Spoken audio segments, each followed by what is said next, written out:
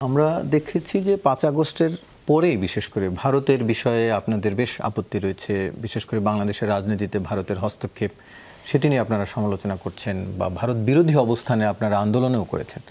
কিন্তু এই আপনারাই আমরা দেখলাম যে গতকাল যুক্তরাষ্ট্রের প্রতিনিধিদের সাথে বৈঠক করেছেন, সেখানে নির্বাচন কবে হবে সেটি নিয়ে আপনারা মতামত জানিয়েছেন, বাংলাদেশের অভ্যন্তরীণ রাজনীতি বিষয়ে তাদের সাথে কথা বলেছেন।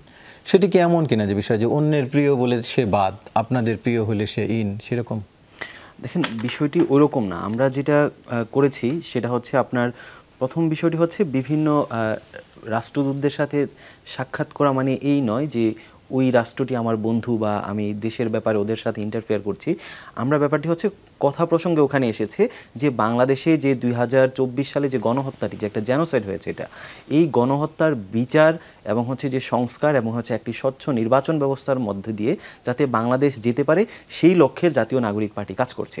এটি নয় যে বাংলাদেশের নির্বাচন ব্যবস্থায় আমেরিকা এখানে হস্তক্ষেপ করবে। দ্বিতীয়ত হচ্ছে ভারতের ইস্যুতে আমরা যেটা দেখেছি, আপনি যেটা আজকের এখানে আলোচনায় এসেছে, যে আমরা জানেন যে পাকিস্তান যেটা বলেছে যে তারা হচ্ছে, আমরা দেখেছি ২০১০ সালের পর থেকে পাকিস্তানকে আপনি আলোচনার টেবিলই আপনি বসাতে পারেননি। দ্বিতীয়ত হচ্ছে এখানে বলা হচ্ছে যে পাকিস্তান বাংলাদেশে ফরমাল ক্ষমা চাওয়ার ব্যাপারে তারা অন্তত টেবিলে বসতে যাচ্ছে। ২০১০ সালের পরে সেটি হয়নি। দ্বিতীয়ত হচ্ছে আমরা বলেছি পররাষ্ট্র মন্ত্রণালয় থেকে, আপনি জানেন যে একটি প্রতিবেদন তৈরি করা হচ্ছে যেখানে পাকিস্তানের কাছ থেকে আমরা যে 4.2 বিলিয়ন যে ডলার আমরা পাই সেটির ব্যাপারেও সেটি আলোচনায় থাকবে এবং পাকিস্তান বলছে আমরা আলোচনায় এগিয়ে নিতে রাজি। এই যে একটা রাষ্ট্রকে টেবিলে বসানো, এটি কিন্তু গত ১৬ বছরে করতে পারেনি। গত ১৬ বছরে যেটা হয়েছে সেখানে পাকিস্তানকে গালি দেওয়া হয়েছে, পাশাপাশি বাংলাদেশে যারা রাজনৈতিক বিরোধী দল ছিল তাদেরকে দমন নিপীড়ন করার জন্য তাদেরকে পাকিস্তানি বলে একটা ট্যাগিংয়ের যে ফ্রেমওয়ার্ক গত ১৫ বছর এক্সারসাইজ হয়েছে। এক্ষেত্রে যেটা তৈরি হয়েছে যে পাকিস্তানকে গালি দাও আর বাংলাদেশের সার্বভৌমত্ব দিল্লির কাছে বিক্রি করে দাও। এই সরকার এসে এই যে পাকিস্তানকে আলোচনার টেবিলে নিয়ে এসেছে, এখানে একটি গুরুত্বপূর্ণ রাজনৈতিক মেসেজ আছে আপনার। এই মেসেজটি হচ্ছে আপনার বিভিন্ন রাষ্ট্রের সাথে স্বাধীনভাবে পররাষ্ট্রনীতি প্রণয়নের ক্ষেত্রে কোনো একটি দেশের কাছে, কোনো একটি দিল্লির কাছে কিংবা কোনো একটি দেশের কাছে আপনার মাথা নত করতে হয় না। আপনার এটি একটি মেসেজ দিয়েছে, যদি জনগণের সমর্থন থাকে তাহলে একটি সরকার যে কোনো রাষ্ট্রের সাথে সে স্বাধীনভাবে চোখে চোখ রেখে কথা বলতে পারে, স্বাধীন পররাষ্ট্রনীতি প্রণয়ন করতে পারে। দ্বিতীয়ত হচ্ছে যে বিষয়টি আছে দেখেন, পাকিস্তানের সাথে সম্পর্কে যাওয়া বা আলোচনায় যাওয়া বা তাদের সাথে সম্পর্ক নর্মালাইজেশন করার এটি মানে নয় যে আমি ভারতকে দূরে ঠেলে দিচ্ছি। আপনার এখানে যেটি হচ্ছে যে পাকিস্তান এবং আপনার বর্তমান একবিংশ শতাব্দীর রাজনীতিতে আপনাকে এখানে আমাদের পাকিস্তানের সাথে অনেকগুলো ব্যাপার কানেক্টেড।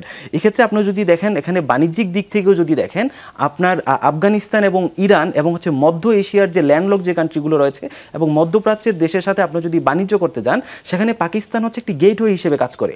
এক্ষেত্রে পাকিস্তানের সাথে সম্পর্ক যদি নর্মালাইজেশন হয় তাহলে আপনি ইরান, আফগানিস্তান এবং হচ্ছে যে ল্যান্ডলক যেই মধ্য এশিয়ার রাষ্ট্রগুলো রয়েছে সেগুলো থেকে আপনি বাণিজ্যের আপনার একটা হাব প্রসারিত হচ্ছে।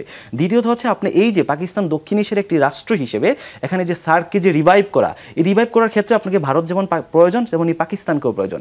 দ্বিতীয়ত হচ্ছে আপনি এই যে পাকিস্তান দক্ষিণ এশিয়ার একটি রাষ্ট্র হিসেবে এখানে যে সার্ককে যে রিভাইভ করার ক্ষেত্রে আপনাকে ভারত যেমন প্রয়োজন তেমনই পাকিস্তানকেও প্রয়োজন।